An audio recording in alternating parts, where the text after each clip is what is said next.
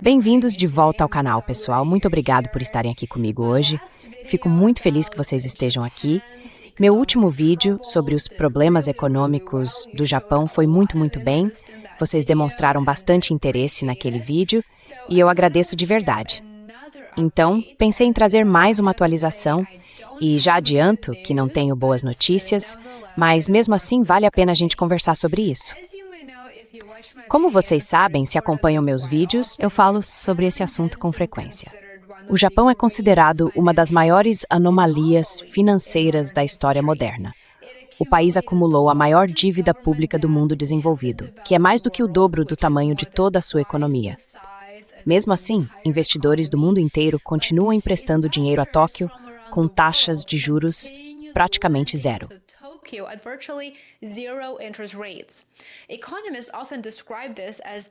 Os economistas costumam chamar isso de milagre japonês, entre aspas. É basicamente a ideia de que o Japão teria encontrado uma forma de sustentar uma dívida enorme sem sofrer as consequências que outros países em situação parecida enfrentariam. Mas essa era está chegando ao fim. Nesta semana, o mercado de títulos do governo japonês deu o sinal de alerta mais forte em quase 30 anos. O rendimento do título público de referência de 10 anos subiu para quase 2,9%, o nível mais alto desde 1996, enquanto os títulos de 30 anos ultrapassaram os 4%. Para a maioria dos países, esses números poderiam parecer normais, até meio sem graça, nada demais. Mas para o Japão, eles representam uma mudança profunda.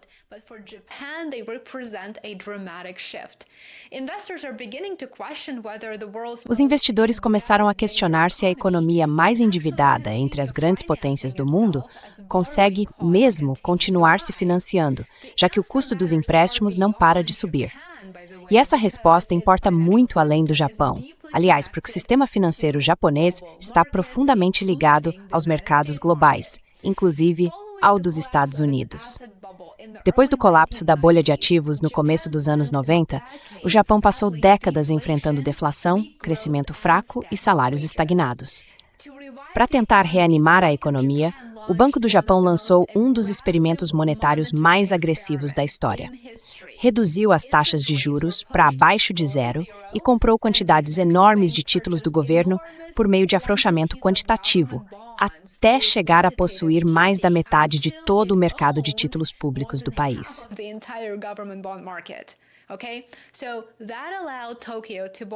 Isso permitiu que Tóquio pegasse emprestado quantias extraordinárias de dinheiro praticamente sem custo algum e fez com que a dívida pública ultrapassasse 200% do PIB sem provocar uma crise fiscal. Todo esse sistema, no entanto, dependia de uma única suposição, a de que as taxas de juros permaneceriam extremamente baixas por tempo indefinido. Pois bem, hoje essa suposição está se desfazendo rapidamente. O primeiro motivo é o retorno da inflação, e a gente vai passar pelos principais fatores aqui. Então, primeiro, vamos falar sobre o retorno da inflação. Por muitos anos, o Japão teve dificuldade em gerar aumentos significativos de preços, mesmo com um enorme estímulo monetário. Mas agora, preços mais altos de energia, resultado da guerra dos Estados Unidos e de Israel contra o Irã, o aumento dos custos de importação e o crescimento mais forte dos salários estão finalmente se refletindo nos preços ao consumidor.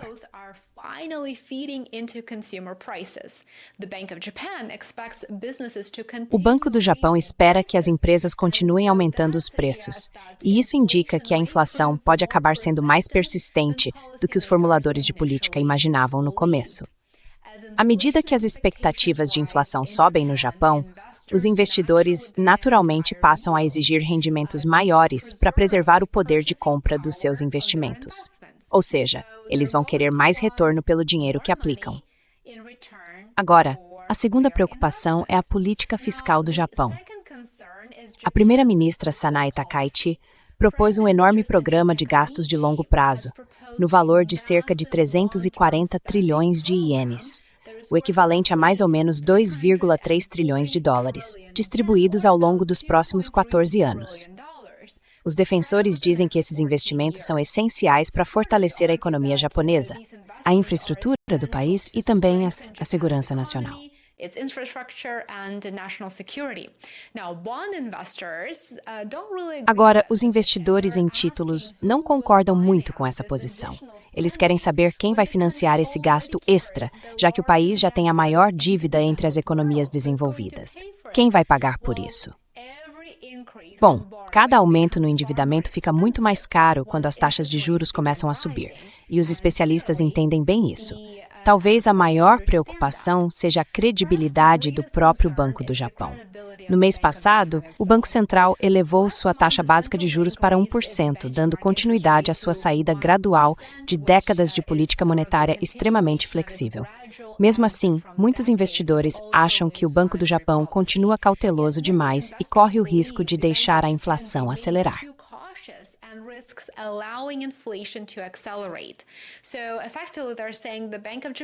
Basicamente, o que estão dizendo é que o Banco do Japão não está fazendo o suficiente para lidar com as preocupações sobre a inflação. Ao mesmo tempo, o iene japonês caiu para o nível mais fraco em cerca de 40 anos, mesmo depois de várias intervenções do governo para tentar sustentar a moeda. Agora, se você se interessa pelo colapso do iene, há alguns dias eu publiquei um vídeo inteiro sobre isso. Um vídeo dedicado exclusivamente à queda da moeda japonesa e às consequências que isso traz, não só para a economia do Japão, mas também para a economia global, incluindo a dos Estados Unidos. Então assista esse vídeo depois se quiser entender o quadro completo. Normalmente, rendimentos mais altos dos títulos acabam fortalecendo a moeda de um país, porque os investidores recebem retornos maiores.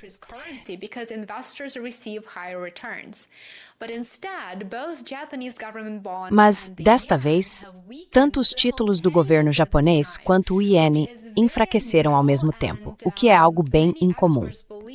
Muitos especialistas acreditam que essa combinação indica que os investidores estão cada vez mais preocupados com as perspectivas fiscais de longo prazo do Japão.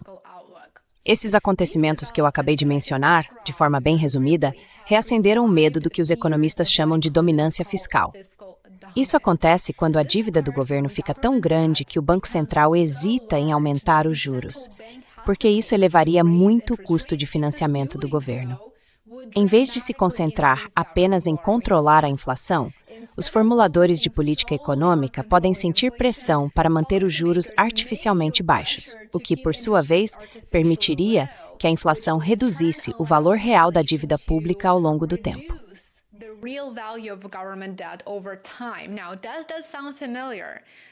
Isso soa familiar para você? Com uma dívida nacional de 39 trilhões de dólares aqui nos Estados Unidos e crescendo, isso deveria soar muito familiar para a gente. Mas vamos deixar esse assunto de lado por enquanto e falar sobre ele em outro vídeo com um especialista, numa entrevista. Acho que seria uma conversa realmente fascinante, então fica de olho se você se interessa por esse tema. Agora, essa estratégia pode até aliviar temporariamente a pressão sobre as finanças do governo, mas corre o risco de abalar a confiança tanto na moeda quanto no mercado de títulos. O perigo é que quando os investidores começam a suspeitar de um domínio fiscal, pode surgir um ciclo que se reforça sozinho. À medida que a confiança enfraquece, os investidores passam a exigir rendimentos mais altos para compensar o risco maior. Maior risco, maior retorno, certo?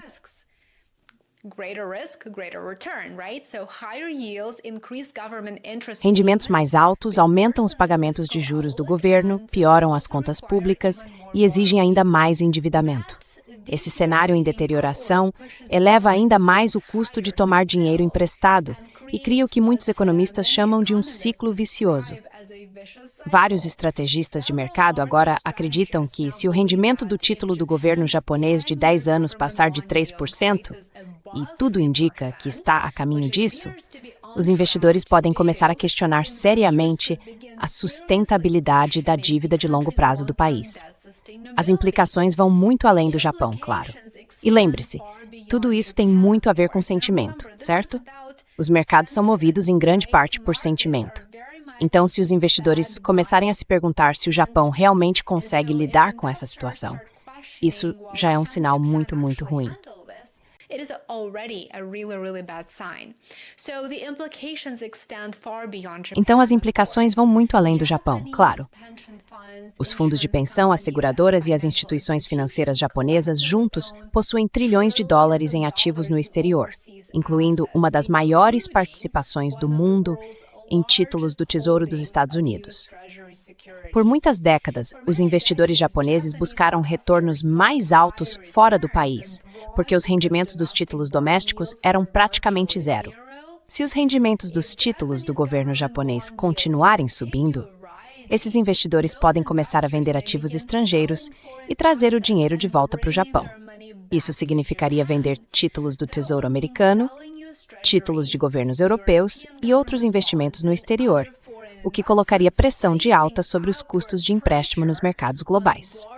Várias empresas de investimento já alertaram que o mercado de títulos do Japão pode se tornar o gatilho para uma venda generalizada de títulos em todo o mundo.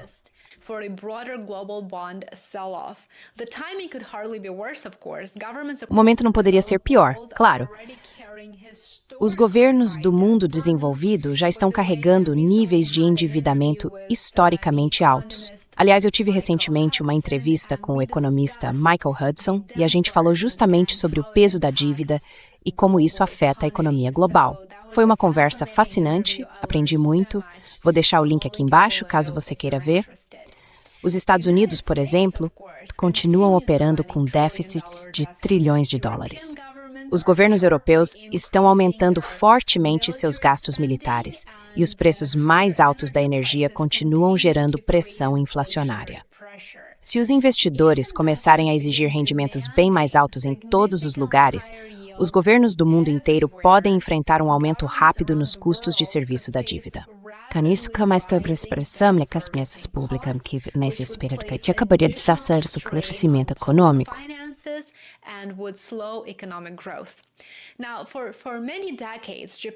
Por muitas décadas, o Japão parecia desafiar as regras tradicionais da economia.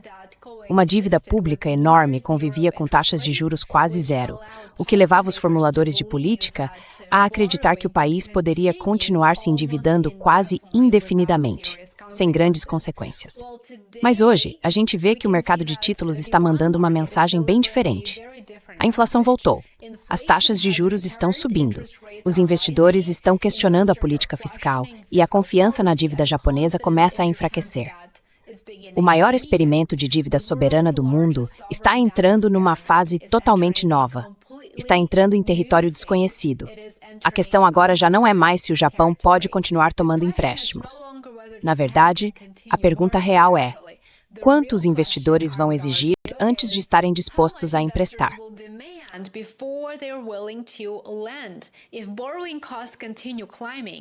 Se os custos de empréstimo continuarem subindo, o Japão pode se tornar a próxima grande fonte de instabilidade financeira global.